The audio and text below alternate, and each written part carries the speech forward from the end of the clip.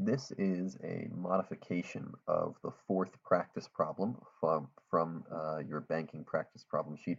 I modified it because I didn't like how it was set up in class, but it works just the same. It's going to show us a little bit about banking, but it's also going to give us a first hint at how monetary policy works when the Federal Reserve engages in open market operations. So first we of course set up our T account. This bank has 2 million in deposits. It has 400,000 in reserves. It has 600,000 in bonds,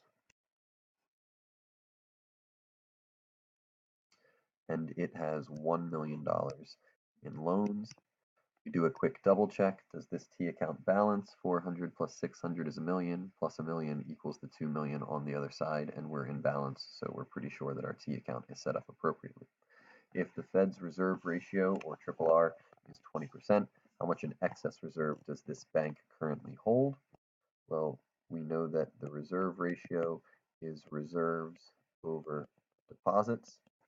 So 400,000 divided by 2 million is 20%. So this bank is at its reserve requirement, which means it holds no excess reserves.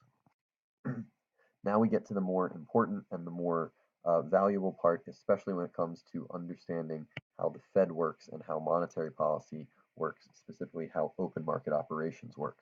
If the government, the Fed, buys $500,000 in bonds from MFB, what happens to their T account and what happens to the reserve situation? And because we did this before learning about monetary policy, we have this hint in here. The government gets bonds and the bank gets cash from the government. So uh, we notice that cash and bonds are both here sitting on the asset side. So first, we remove 500,000 in bonds that are going to the government. These have been purchased by Fed, leaving this bank with only $100,000 left in bonds. But what does this bank get in return for its $500,000? Well, they get an injection of cash from the Fed who purchased these bonds. So plus 500,000 here leaves them with a grand total of 900,000 in reserves. If we take this back though to part B, we know that this bank previously did not have any excess reserves, which means that the plus 500,000 in cash is plus 500,000 that are now all excess reserves. The Fed, in other words, has just injected $500,000 worth of cash into this bank, but notice that we haven't changed our liability situation at all, which means all of this money is money that the bank could immediately go out and loan out again. And that's what becomes valuable in Part D. What can happen here to the government's to the money supply based on the change from the bond purchased by the government? Well, the change in the money supply is equal to the money multiplier times the change in reserves, or more specifically, the change in excess reserves. Our money multiplier is 1 over the double R, which means it's 1 over 0.2, which is 5.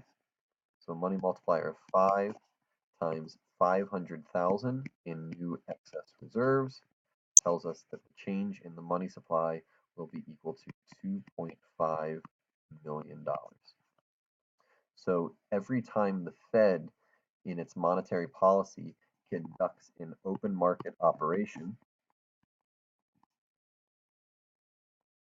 they are in fact injecting cash directly into banks and creating excess reserves. And not only are they immediately creating new money through those excess reserves will, of course, get multiplied. So the Fed is, in fact, creating many times more money than they have actually simply put into this bank in the first place. This is going to become a key part of what we need to know for monetary policy in addition to seeing how this affects the T account of a bank. Both pieces here are what we need to do when we talk about the Fed and monetary policy moving forward.